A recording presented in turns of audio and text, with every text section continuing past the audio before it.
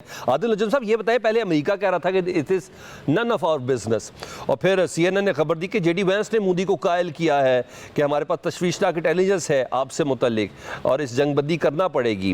آپ امریکہ کی اس میڈیکیشن کو کیسا سمجھتے ہیں؟ آپ سمجھتے ہیں کہ یہ صرف 2019 والی ہے کہ بھائی چلیں تھوڑی ہیٹ شیٹ ختم ہو جائے، پھر سارے معاملات بزنس ایسے ہی چلیں گے، پھر 1-2 سال کا ہم انتظار کریں گے، پھر اسی طرح کوئی پہلگام والا کوئی فالس فلیگ ہوگا، پھر اسی طرح سنتاس معاہدے کی سسپینشن کی بات ہوگی؟ ہم اس چیز کو ایز اے اپرچونٹی کیسے لے سکتے ہیں؟ پاکستان نے بڑا تگڑا جواب دیا جی۔ یقیناً تگڑا جواب دیا ہے اور اس کو اپرچونٹی بنانا چاہیے۔ کیسے لے سکتے ہیں؟ آسان نہیں ہوگا۔ ہماری تاریخ یہ ہے کہ ہم ایڈوانٹیج لے کے اپرچونٹی ضائع کر دیتے ہیں۔ دنیا کی تاریخ یہ ہے کہ اس کا انٹرسٹ نہیں ہے اس مسئلے کو حل کرنے میں، اور یہ دونوں تاریخیں ہمیں ذہن میں رکھنی چاہیے۔ ایسا نہیں تھا کہ 2019 کی جس طرح آپ نے ذکر کیا، ایسا نہیں تھا جیسے آپ نے بیان کیا، ٹھیک ہے اس پہ ہم چلے جاتے ہیں، وہ نعرہ بازی ہے۔ لیکن جو ٹرمپ صاحب نے پہلے کہا کہ میرا انٹرسٹ نہیں ہے اس میں، وہ درست ہے ان کی طرف سے۔ آئی تھنک ابھی بھی ان کا انٹرسٹ ایز سچ نہیں ہے۔ ہوا کیا؟ ہوا یہ کہ جب آپ کی ایسکلیشن ہونی شروع ہوئی تو ایک جو ازمپشن تھی دنیا بھر کی اور بھارت کی کہ بھارت کچھ کرے گا اور پاکستان اس کا چھوٹا سا جواب دے گا، بھارت جو ہے وکٹری ڈکلیئر کر دے گا۔ That did not happen۔ Pakistan نے اپنی جو ڈاکٹرن ہے اسے بڑا کلیئر کیا۔ ڈاکٹرن ہے کہ ٹیٹ فار ٹیٹ پلس، کہ جو تم کرو گے ہم پہل نہیں کریں گے، ہم اس کا جواب دیں گے اور جواب سے زیادہ دیں گے۔ اور پھر جیسے آپ نے بھی اور درانی صاحب نے بھی اور پورے ملک اس وقت گفتگو کر رہا ہے اور صحیح کر رہا ہے اور فخر کر رہا ہے کہ ہماری افواج نے، خصوصاً فضائی افواج نے، یہ باور کرایا دنیا کو، which was a great surprise، کہ ہماری کیپیبلٹی کتنی ہے اور ہمارا ٹیلنٹ کتنا ہے اور ہمارے وسائل کتنے ہیں جنگی لحاظ سے۔ So that was a major surprise. So ایک تو اس نے امریکہ کو پش کیا، مجبور کیا، نہ صرف امریکہ کو کیا، اس میں آپ سعودی عربیہ کا بھی ذکر کریں اگر آپ کو یاد ہو کہ ایک دن پہلے عربیہ کے وزیر خارجہ آئے ہوئے تھے۔ چین کا بھی اس میں ایک تو پوری دنیا کو ایک نظر آنا شروع ہو گیا کہ یار ایک تو جو بھی ہماری assumption تھی بیلنس آف پاور کی، دیٹ واز ناٹ کریکٹ۔ ٹھیک ہے، انڈیا میں بھی ایک یہ ہوا۔ دوسرا یہ ہوا کہ نظر یہ آنا شروع ہو گیا کہ جب خصوصاً آخری رات کو جب پہلے بھارت نے دوسرے حملے کیے ہمارے بیسس پہ، جس کے جواب میں پھر ہم نے کیے، تو then it was very clear, اگر آپ کہیں سے بھی دیکھ رہے ہو بشمول پاکستان اور بھارت، کہ یہ ایسکلیشن اب بہت ڈینجرس ہو سکتی ہے۔ پاکستان نے بھی میٹنگ کال کرنی شروع کی کہ اب یہ کہاں جا سکتی ہے۔ سو ان اے وے the world was pushed, the world was forced۔ ٹھیک ہے، ان اے وے ہمیں آئی وش کہ یہ نہ فورس ہوتا، کیونکہ اتنی جنگ کوئی اچھی چیز تو نہیں ہوتی نا، بالکل ایگزیکٹلی نہیں ہوتی۔ اچھا میری ایک گزارش مجھے بڑی چھوٹی سی میں بات کروں گا جی، please please. At this point جیسے دورانی صاحب نے کہا دس از این اپرچونٹی، لیکن اپرچونٹی آنے کا مطلب یہ نہیں ہے کہ آپ اسے کیش کر لیں گے۔ اپرچونٹی کو کیش کرنا بڑا مشکل ہوتا ہے۔ اپرچونٹی کی 2-3 چیزیں، پہلا یہ کہ ٹرمپ صاحب نے لفظ استعمال کیا میڈییٹ۔ 70 سال سے بھارت میڈیشن کے خلاف ہے، کہتا ہے ہم میڈیشن نہیں کریں گے۔ ٹرمپ صاحب نے کہا کہ وہ اگری کر چکا ہے میڈیشن کو، پاکستان کو اس کو کیش کرنا چاہیے۔ کیا کرنا چاہیے؟ اس لفظ میڈییٹ کو باری باری یوز کرنا چاہیے کہ جی یہ میڈیشن ہو چکی ہے، you have now accepted, the ground has changed. دوسرا لفظ جو مارکو روبیو کی جب آئی ٹویٹ تو انہوں نے اس پہ کہا کہ جی آل ایشوز، یہ آل ایشوز بہت بڑی جیت ہے، یہ اتنی ہی بڑی جیت ہے جتنے رفیل ہیں۔ ٹھیک ہے، بھارت کا ابھی تک 70 سال سے بیان یہ ہے کہ ہم نہیں بات کریں گے پاکستان سے on Kashmir and other things, right? اور اب ٹرمپ کی یہ ٹویٹ آنا جو ہے، میرا اپنا یہ خیال ہے، میں سوری میں لمبا جواب دے گیا ہوں، لیکن میرا اپنا یہ خیال ہے کہ ایسا نہیں ہے کہ ٹرمپ کہے گا اور بھارت مان لے گا، لیکن irrespective of that as Durrani صاحب said، اس کا ذکر آنا بذات خود ایک جیت ہے، and we keep pushing on it۔ ہمیں دنیا کو یہ باور کرانا ہے کہ دیکھو ہم ریزنیبل پارٹی ہیں، ہم کو تیار ہیں، ہم کو تیار ہیں۔ The hurdle here is India, not Pakistan۔ ٹھیک ہے۔ اچھا سر، جتنا ابھی تک ہم نے ڈاٹس کو جوڑا، انٹرنیشنل میڈیا کو بھی ہم نے فالو کیا، ہم نے جیسے کہتے ہیں وار اینالسٹ کو بھی فالو کیا، تو ایسا لگا کہ ابھی فی الحال امیجیٹ جو مجبوری تھی وہ انڈیا کی تھی اس سیز فائر کے حوالے سے۔ اب جب کہ سیز فائر ہو گیا تو تھوڑی سی مجھے انڈرسٹینڈنگ بتا دیں عادل صاحب، cease fire stand for how long? اس کی کوئی نہ جی مجھے ذرا تھوڑا یہ جاننا ہے۔ بہت اچھا سوال ہے، اور سیز فائر کا مطلب وہی ہے جو یہ 2 لفظ ہیں، سیز فائر، گولی چلانا بند کر۔ ٹھیک ہے. سیز فائر کا مطلب یہ نہیں ہے کہ جنگ بند ہوگی. میں پچھلے 2-3 سے میڈیا پہ گزارش یہ کر رہا ہوں کہ سیز فائر کا مطلب یہ نہیں کہ جنگ بند ہو گئی ہے. سیز فائر کا مطلب یہ نہیں ہے کہ امن آ گیا.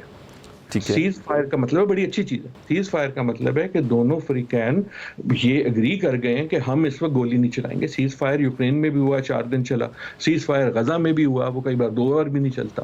آئی ہیو اے فیلنگ کہ یہ سیز فائر اس لیے تھوڑی دیر, جو ملٹری سیز فائر ہے وہ اس لیے چلے گا کہ ایک تو امیڈیٹ انٹرسٹ یہ ہے امریکہ کا کہ 2 دن بعد امریکن صدر ٹرمپ جا رہے ہیں دورے پہ سعودی عربیہ. نہ سعودی عربیہ چاہے گا نہ ٹرمپ چاہے گا کہ اس دورے کے درمیان جو ہے ایک اور ہمسائے میں, رائٹ. سو کم از کم وہ بھارت کو کلیئر کر چکے ہوں گے, یار باز آ جاؤ at least in the short. Alright sir. نہیں, ایک so we should be careful. دوسرا سیز فائر کا میرے خیال میں اس لیے چلے گا کہ اس وقت دونوں ملک, خصوصاً بھارت کا انٹرسٹ نہیں رہا. بھارت کا شروع میں انٹرسٹ نہیں تھا جنگ روکنے کا. بھارت کیونکہ وہ اس کا زوم یہ تھا کہ ہمارے پاس ملٹری اسٹرینتھ بہت زیادہ ہے. Now that we have demonstrated ان کی limits of their military strength, اب وہ اس گیم کو unending نہیں چاہیں گے. Alright sir. محمد علی درانی صاحب, جسے کہتے ہیں نا جنگ بہت سی اپرچونٹیز کو بھی ڈیولپ کرتی ہے, جس طرح بقول بھارتی اپوزیشن کہ بھائی کشمیر کا ایک دم پھر سے وہ 370 کا جو ریووک کیا تھا, آئین میں ترمیم کی تھی, ایک بار پھر سے سب چیزیں اگنور ہو گئی جب ٹرمپ نے کہا کہ جی 1000 سال سے, پہلے 1500 کہہ رہے تھے, خیر اب 1000 سال سے یہ مسئلہ ہے اور ہم اس کو حل کرنے پہ راضی بھی ہیں. تیسری جگہ کی بھی بات کر دی. سر دوسری طرف ہم نے یہ بھی دیکھا کہ پاکستان کی عوام نے اور یہ سیاسی جماعتوں نے اختلافات بلا کر یکسوئی کا مظاہرہ کیا. جو بات پاکستان کی تھی, پی ٹی آئی لے لیں, پی ٹی آئی اور پاک فوج لے لیں, یہ تمام اکٹھے تھے. بیرسٹر گوہر صاحب سے لے کے ہمارے مولانا صاحب, تمام لوگ ایسا تھے. آپ اس کو مستقبل کے لیے کیسا سمجھتے ہیں؟ ہم اس کو بھی ایز اے اپرچونٹی استعمال تو کر سکتے ہیں نا سر؟ دیکھیں سر, بات یہ ہے کہ ہمیں یہ سیز فائر کیوں ہوا ہے اور یہ کب تک قائم رہے گا, اس کے بارے میں بڑی کلیئرلی بتانا چاہتا ہوں کہ یہ سیز فائر کسی کے شوق سے نہیں ہوا, صرف خوف سے ہوا ہے. یہ سیز فائر جو ہے یہ پاکستان کی فائر پاور کی ڈومینیشن کے رزلٹ میں ہوا. یہ سیز فائر جو ہے پاکستان کی افواج کی طاقت کی وجہ سے ہوا. یہ سیز فائر جو ہے یہ بھارت کی قیادت کی کمزوری کی وجہ سے ہوا. دیکھیں مودی ایک پاکستان کے حساب سے ایک رحمت بن کے آیا ہے کہ اس نے پورے انڈیا کو, جو کہ سیکولرزم کے نام پہ ایک متحد ملک تھا, اس کو ہندوتوا کے نام پہ تقسیم کر دیا ہے.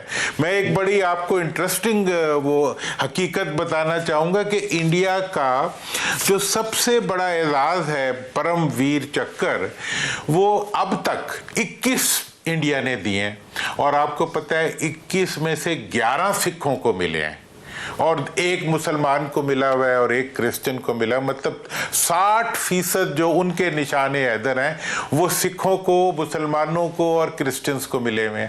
اور یہ مودی وہ انسان ہے جس نے سکھوں کے خلاف محاذ بنایا ہے, جس نے مسلمانوں کو اپنا دشمن بنایا ہے, جس نے اپنے ملک کو ہتھوڑوں سے تقسیم کر دیا ہے. وہی اپوزیشن ان کی چیخ بھی رہی ہے. تیسرا چیز آپ دیکھیں کہ آج کل کیس بنانا دنیا کے اندر میڈیا کا کام ہوتا ہے. ایک طرف پاکستان کے آئی ایس پی آر کی پرفارمنس دیکھیں کہ جنہوں نے ایک بالکل پروفیشنل میڈیا ہاؤس کی طرح جو ہے پاکستان کے کیس کو, پاکستان کے نیریٹو کو بلڈ کیا اور دنیا کو ایویڈنس کے ساتھ یقین دلایا. اور دوسری طرف ہندوستان کا جو پرائیویٹ میڈیا تھا وہ ایسے لگتا تھا کہ دہشت گردوں کے گروہ چلا رہے ہیں.